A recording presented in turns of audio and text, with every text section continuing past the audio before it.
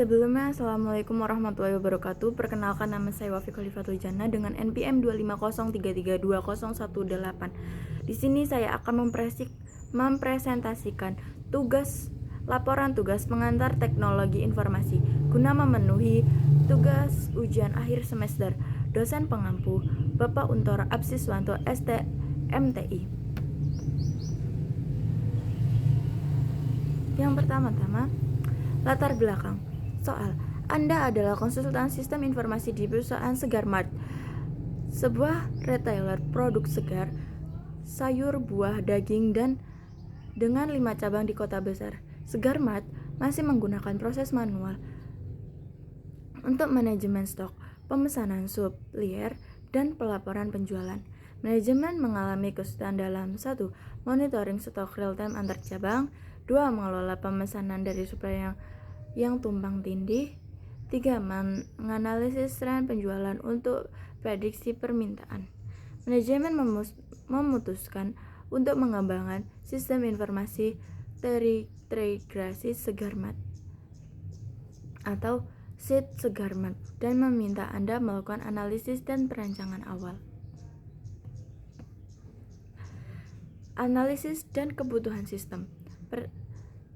Berdasarkan studi kasus di atas, identifikasi 3 masalah utama dari proses bisnis Segarmart dengan merujuk pada konsep value chain atau competitive process porter.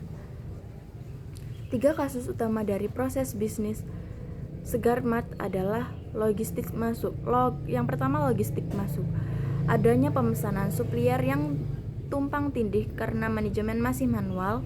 Yang kedua, ada operasi, tidak adanya monitoring stok real time antar cabang menghambat kelancaran distribusi barang. Yang ketiga, analisis data. Kesulitan analisis tren penjualan untuk prediksi permintaan membuat Segarmart berisiko kehilangan peluang pasar atau mengalami kerugian akibat stok berlebih. Menurut model MC Forlans strategis grid dalam kuadran mana proyek SIT Segarmart berada. Jelaskan alasannya. Turnaround. Alasan, saat ini Segarmart menggunakan proses manual. Sistem informasi ini sangat penting untuk masa depan agar perusahaan dapat bersaing. Yang ketiga, analisis kebutuhan sistem dengan membuat diagram konteks diagram sederhana yang menggambarkan aliran data antar sistem, pelanggan, supplier, dan manajemen. 3. Diagram konteks. Yang pertama, pelanggan memberikan data pemesanan atau transaksi untuk menerima struk belanja. Supplier menerima pesanan pembelian untuk mengirim data barang pengiriman barang. Manajemen menerima laporan penjualan dan laporan stok untuk memberikan promo. Cabang mengirimkan data stok terkini dan mutasi barang. Yang kedua, perancangan dan konseptual. Rancang entity relationship diagram ERD sederhanakan untuk SIP Segarmart yang mencakup minimal 5 entitas, contoh produk, cabang, supplier, transaksi, stok. Berikan penjelasan singkat tentang hubungan antar entitas. Entitas yang dibutuhkan. Yang pertama, supplier, ID supplier, nama alamat. Yang kedua, produk, ID produk, nama kategori harga. Cabang, ID cabang, lokasi, telepon. Stok, ID produk, ID cabang, dan jumlah transaksi, ID transaksi, tanggal total, ID cabang. Hubungan, supplier menyediakan produk tersedia di stok, dan stok dikelola oleh cabang, dan cabang mencatat transaksi. Pilih jenis sistem informasi. Yang kelima, pilih jenis sistem informasi yang tepat, misal TPS, MIS, DSS, ERP, untuk menyelesaikan masing-masing masalah. Di bagian 1, nomor 1, jelaskan pilihan Anda. TPS, Transaction Processing System, mencatat transaksi harian di tiap cabang secara real time. MIS, Manajemen Informasi Sistem, mengelola laporan stok dan pemesanan supplier agar tidak tumpang tindih. DSS, Decision Support System, menganalisis tren penjualan guna memprediksi pemerintah barang segar di masa depan. Yang keenam, usulkan teknologi pendukung, hardware atau software atau database yang sesuai untuk SIT Segarmat dengan mempertimbangkan skalabilitas dan anggaran terbatas. Usulan teknologi pendukung. Hardware, ada komputer kasir, scan barcode. Software, aplikasi berbasis web agar mudah diakses semua cabang. Database, MySQL, open source untuk menghemat anggaran namun tetap memiliki skalabilitas tinggi. Implementasi dan etika. Buat rancangan tahapan implementasi sistem menggunakan pendekatan SDLC, System Development Life Cycle. Secara ringkas, dari perancangan hingga pemeliharaan. Tahapan implementasi SDLC ringkas. Perancangan, penentuan anggaran dan jadwal proyek SIT Segarmat. Kedua, analisis, mengumpulkan detail kebutuhan di tiap cabang. Yang ketiga, desain, membuat arsitektur software dan database. Keempat, pengembangan penulisan code program atau coding. Yang kelima, pengujian, uji coba sistem untuk memastikan tidak error atau bug. Yang keenam, implementasi, instalasi sistem di 5 cabang dan pelatihan karyawan.